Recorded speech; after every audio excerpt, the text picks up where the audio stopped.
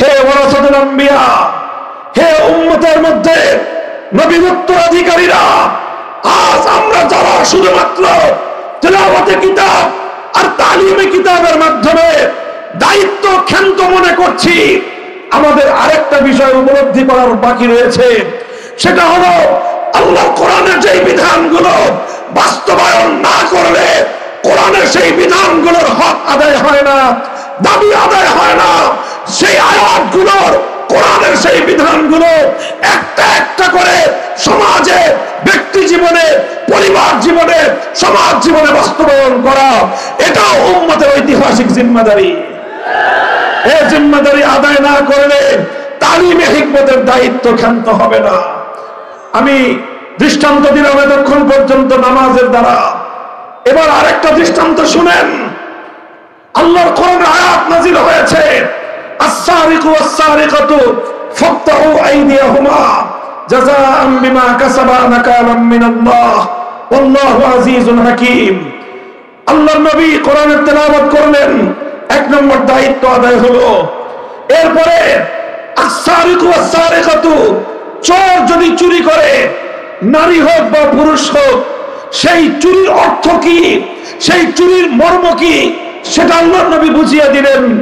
সংরক্ষিত স্থান থেকে কমপক্ষে 10 দিরহাম মূল্যমানের কোন সম্পদ যদি কোনো ব্যক্তি মালিকের অনুমতি ছাড়া তার অগোচরে যদি সংরক্ষিত জায়গা থেকে 10 দিরহামের মূল্যবান কোন সম্পত্তি কেউ নিয়ে নেয়, এটাকে ইসলামের পরিভাষায় বলা হবে চুরি। আর এই ধরনের চুরি করবার পর যদি এই চুরির অপরাধ আদালতের সামনে, বিচারকের সামনে যথাযথ সাক্ষীর মাধ্যমে প্রমাণিত হয়, সেক্ষেত্রে আল্লাহর কোরআনের বিধান হলো ফাকতাউ আইদিয়াহুমা, চোর নারী হোক বা পুরুষ হোক, অপরাধ প্রমাণিত হওয়ার সঙ্গে সঙ্গে তার হাত কেটে ফেলতে হবে। কোরআনের এই আয়াত আল্লাহর নবী তেলাওয়াত করে দায়িত্ব ক্ষান্ত করেন নাই, শুধুমাত্র অর্থ ব্যাখ্যা করে নবী তার দায়িত্ব ক্ষান্ত করেন নাই, বরং যখনই আল্লাহর জমিনে চুরির মতো অপরাধ সংগঠিত হয়েছে, আল্লাহর পয়গম্বরের ভূমিকা তখন কি ছিল? বুখারী শরীফের হাদিসের কিতাব উল্টান। আল্লাহর নবী যখন মক্কা বিজয় করলেন, মক্কা বিজয়ের পরের দিন পবিত্র মক্কা নগরীতে চুরির ঘটনা ঘটলো। একজন মানুষ চুরি করলো, চুরি করেছে, ধরা পড়লো। ধরা পড়ার পর দেখা গেল যে চুরি করেছে সে একজন মহিলা মানুষ, সাধারণ কোন মহিলা নয়, সম্ভ্রান্ত বংশের একজন মহিলা। নাম হলো তার ফাতেমা। এই ফাতেমা হলো বনু মখজুম গোত্রের ফাতেমা মখজুমিয়া। বনু মখজুম হলো নবী করিম সাল্লাল্লাহু আলাইহি ওয়াসাল্লামের দাদির গোষ্ঠী, অর্থাৎ শুধু কুরাইশ নয়, বরং কুরাইশের মধ্যে সম্ভ্রান্ত একটা পরিবারের মেয়ে হলো এই ফাতেমা, যে চুরি করে ধরা পড়েছে। ফাফাজিয়া কওমুহা ইলা উসামা ইবনে যায়েদ, তখন ফাতেমার সম্প্রদায় কুরাইশ বনু মখজুম তারা দুশ্চিন্তায় পড়ে গেল। এখন যদি কোরআনের বিধান বাস্তবায়িত হয়, এই মেয়েটার হাত কাটা যাবে, হাত কাটা যাবে একটা মেয়ের, নাক কাটা যাবে গোটা বংশের। এজন্য গোটা বংশ, গোটা পরিবার তারা বিচলিত হয়ে পড়ল, কিভাবে এই হাত কাটা বন্ধ করা যায়। তারা তাকবীর শুরু করলো। উসামা ইবনে যায়েদ, যাকে আল্লাহর নবী অত্যন্ত বেশি ভালোবাসতেন, সম্পর্কে নবীজির নাতি, পালক পুত্র যায়েদ ইবনে হারেসার ছেলে উসামা ইবনে যায়েদ, সেই বনু মখজুম গোত্রের লোকজন উসামা ইবনে যায়েদকে গিয়ে তাকবীর করার জন্য, সুপারিশ করার জন্য বলল। উসামা তাদের পক্ষ থেকে আল্লাহর নবীর কাছে গিয়ে সুপারিশ করলো। নবীজিকে যে বলল যে ইয়া রাসূলুল্লাহ, একটা চুরির মামলা আসবে আপনার নিকট।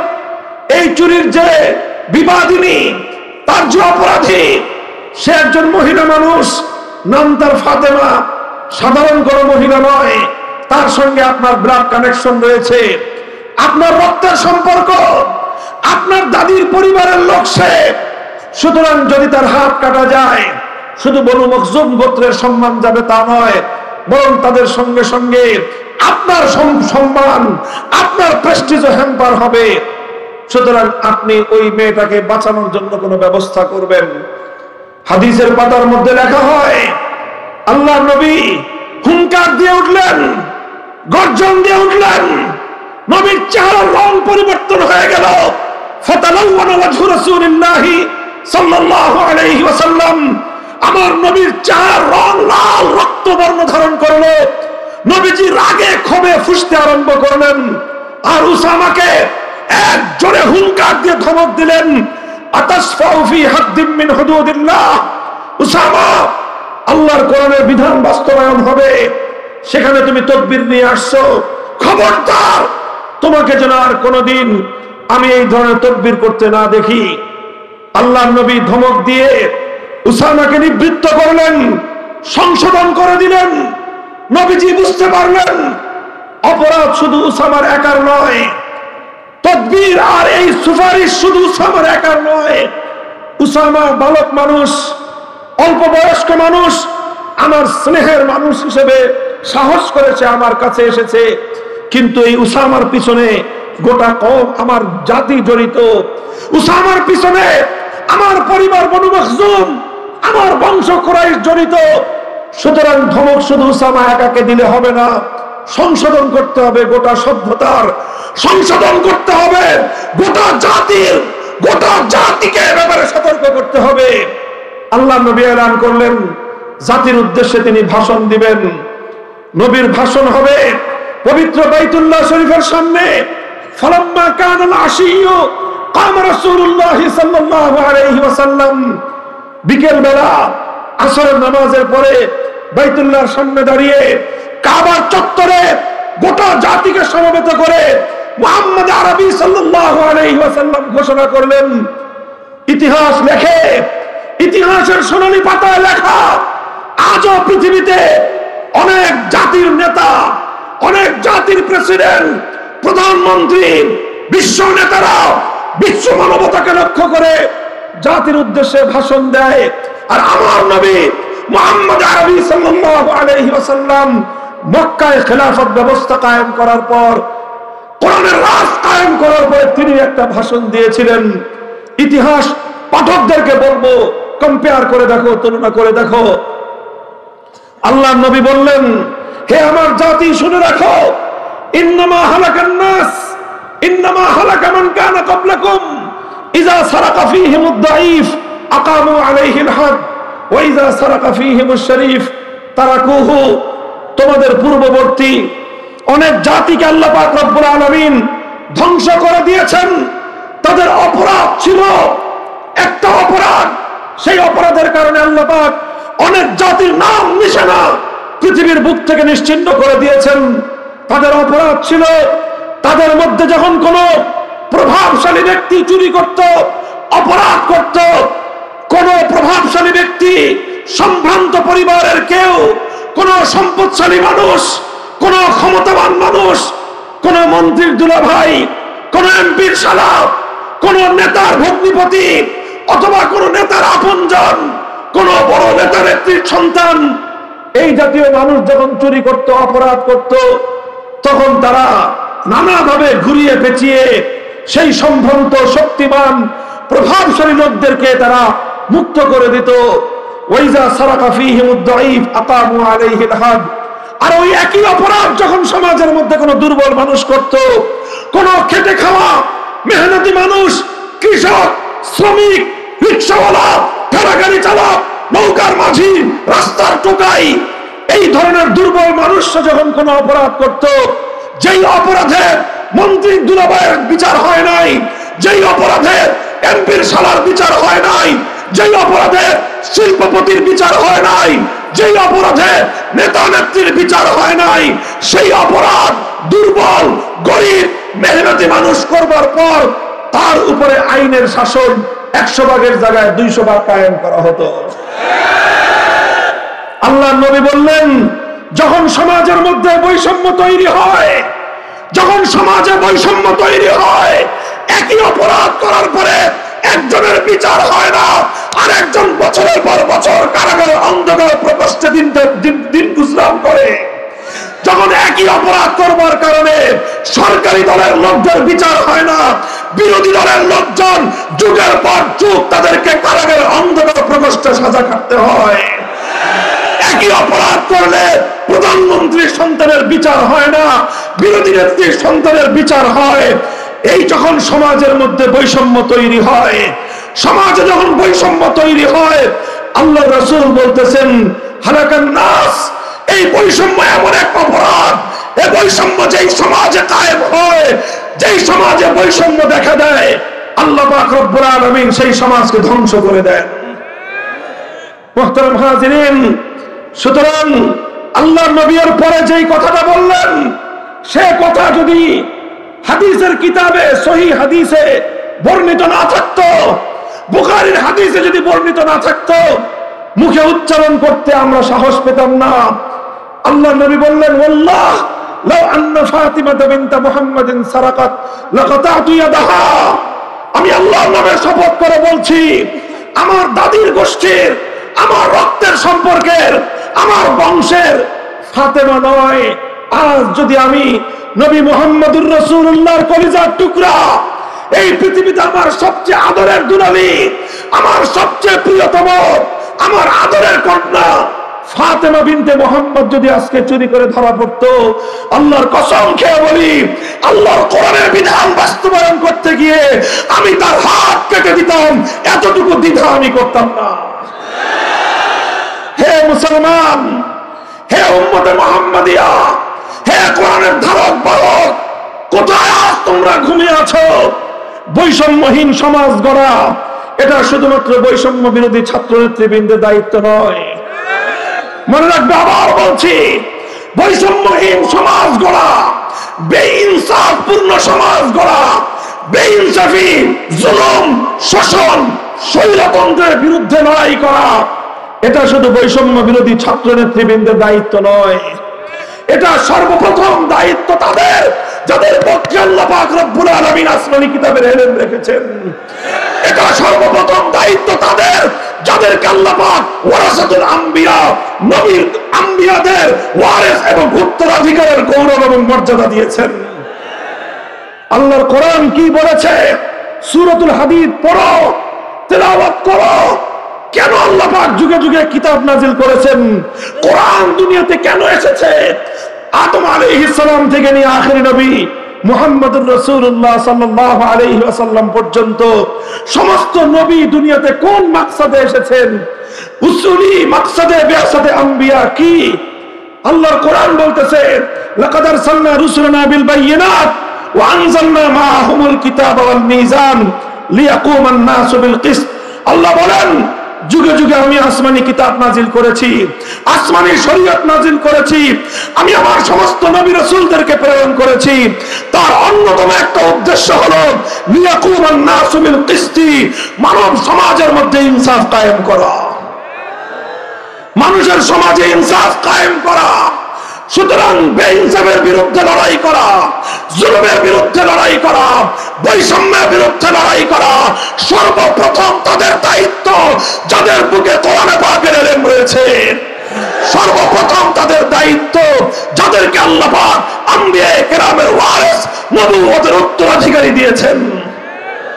মুহতারাম হাজিরিন, তেলাওয়াতে কিতাব এটা যেমনি ভাবে ওয়ারাসাতুল আম্বিয়াদের দায়িত্ব, তালিমে কিতাব এটা যেমনি ভাবে ওয়ারাসাতুল আম্বিয়াদের দায়িত্ব, একইভাবে তালিমে হিকমত করতে গিয়ে বৈষম্যহীন সমাজ গড়বার জন্য যা তাই করা আলেমদের জিম্মাদারি।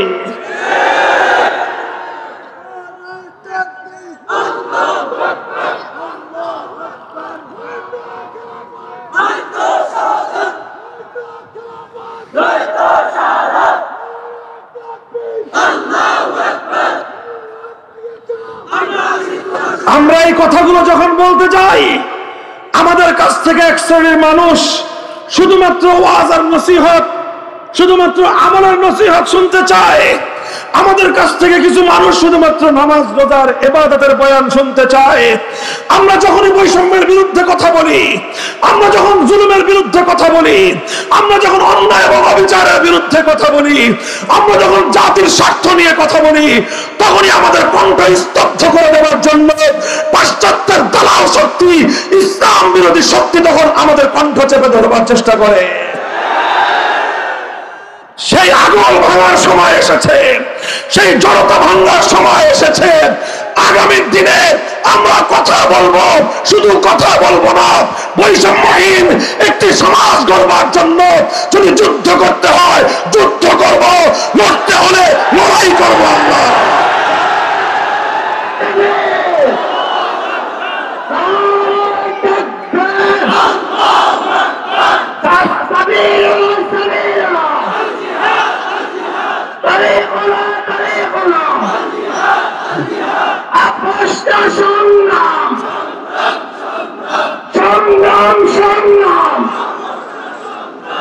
বসেন বসেন, এই কথা খুব সংক্ষেপ। আর কয়েকটা কথা, এই যে তালিমে হিকমত সমাজের মধ্যে আজ তালিমে হিকমতের মেহনত আছে, দাওয়াত এবং তাবলীগের মাধ্যমে তালিমে হিকমতের কিছু বিষয়, ইসলামের কিছু প্র্যাকটিক্যাল বিষয় দাওয়াত এবং তাবলীগের মেহনতের মাধ্যমে আছে না নাই? এই জন্য দাওয়াত এবং তাবলীগকে বলা হয় চলতা ফিরতা মাদ্রাসা। এখানে শুধুমাত্র থিওরি শেখানো হয় না, এখানে রাত দিন 24 ঘন্টা একজন মুমিনের জিন্দেগির আমলি প্র্যাকটিস করানো হয়। এটাই হলো তালিমে হিকমত। তালিমে হিকমতের আরেকটা প্ল্যাটফর্ম হলো দাওয়াতুল হক। এখানেও মানুষকে কোরআনে পাকের প্রত্যেকটা বিষয়ের উপর আল্লাহর পয়গম্বরের জিন্দেগি থেকে প্র্যাকটিক্যাল আমলি নমুনা শেখানো হয়। কথা বলেন ঠিক না বেঠিক? এরপরের কথাটা কানটা খাড়া করে একটু শুনেন। কিছু বিষয় আছে, আল্লাহর কোরআনের কিছু বিধান রয়েছে, অসংখ্য অগণিত বিধান কোরআনের মধ্যে রয়েছে, যেগুলোর বিষয়ে দাওয়াত এবং তাবলীগের মেহনতের মধ্যে আলোচনা করা হয় না। বহু বিধান রয়েছে, যেই বিধানগুলো বাস্তবায়নের জন্য দাওয়াতুল হকের মেহনতের মধ্যে সেই কর্মসূচির রাখার সুযোগ নাই। কিছু বিষয় নিয়ে সেখানে মেহনত করা হয়। সেই ধরনের কিছু বিষয় যেটার সম্পর্ক সমাজের সঙ্গে, যেটার সম্পর্ক রাষ্ট্রের সঙ্গে, যেটার সম্পর্ক আদালতের সঙ্গে, কোরআনের যেই বিধানগুলোর সম্পর্ক রাষ্ট্র এবং প্রশাসনের সাথে, সেই বিধানগুলো বাস্তবায়ন করার জন্য দাওয়াত এবং তাবলীগের মেহনত নয়, সেই বিষয়গুলো বাস্তবায়নের জন্য দাওয়াতুল হকের মজলিস নয়, সেই বিধানগুলো সমাজে বাস্তবায়ন করবার জন্য উলামায়ে হক্কানির নেতৃত্বে ইসলামী রাজনৈতিক দল করতেছে। কাজেই তালিমে হিকমতের জন্য যেভাবে দাওয়াত এবং তাবলীগের মেহনত চলবে, তালিমে হিকমতের জন্য মজলিসে দাওয়াতুল হকের কাজ চলবে, একইভাবে উলামায়ে কেরামকে কথা বুঝতে হবে।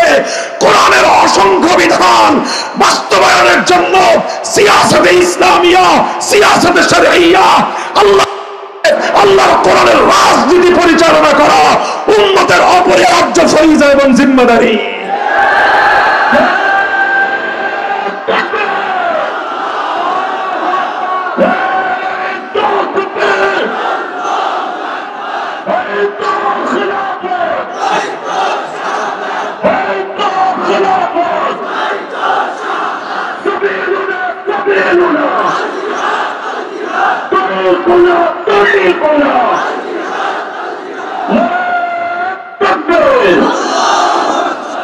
নবুয়তের এই দায়িত্বগুলো যেভাবে আজ সমাজের মধ্যে বাস্তবায়ন হচ্ছে, এর যে কোনো এক জায়গায় যারা আঘাত করবে তাদের বিরুদ্ধে গোটা উম্মত ঐক্যবদ্ধভাবে রুখে দাঁড়াতে হবে।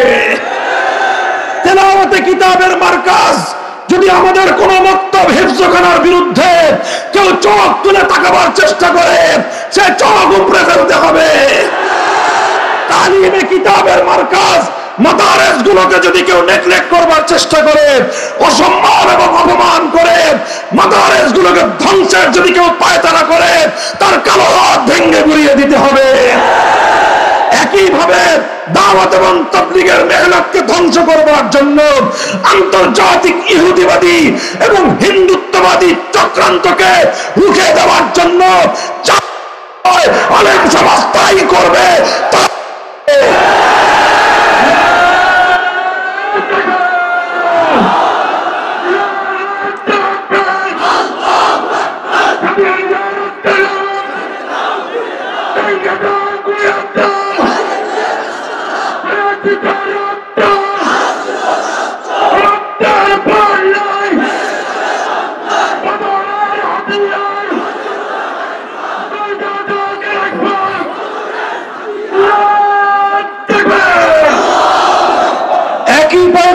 বেড়ে যায়, মক্তব মাদ্রাসা এমনি ভাবে তাবলীগের মেহনতকে হেফাজত করার জন্য যেভাবে উলামায়ে উম্মত এবং মুসলিম জাতিকে সোচ্চার এবং সজাগ থাকতে হবে, একইভাবে যারা আল্লাহর জমিন থেকে ইসলাম কায়েমের রাজনীতি বন্ধ করতে চায়, আল্লাহর দ্বীন বাস্তবায়ন করার, ইসলামী হুকুমত কায়েমের, ইসলামী রাজনীতির কণ্ঠ যারা রোধ করতে চায়, তাদের বিরুদ্ধে অল আউট অ্যাকশনে নামতে হবে, অল আউট হবে।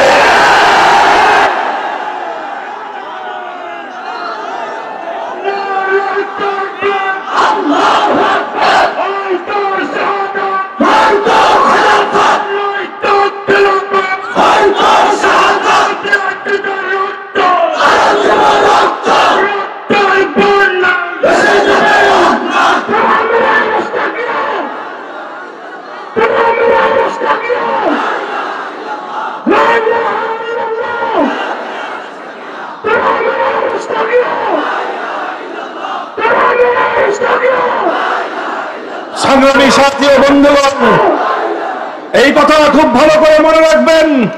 বিগত ফ্যাসিবাদী স্বৈরাচারী সরকার, স্বৈরাচারী যুগের নব্য ফেরাউন, ভিনদেশী কিরানক, ভারতের কৃতদাসী, এই আওয়ামী দুঃশাসনের সবচেয়ে বড় অন্যায়, সবচেয়ে বড় জুলুম যেটা ছিল সেটা হলো এই, তারা কোরআন সুন্নাহ বিরোধী কোন আইন তৈরি না করবার প্রতিশ্রুতি দিয়ে মদিনা সনদ অনুযায়ী রাষ্ট্র পরিচালনা করবার অঙ্গীকার করে ক্ষমতায় আসবার পর বারবার তারা আল কোরআনের রাজনীতি বন্ধ করবার পায়তারা চালিয়েছে।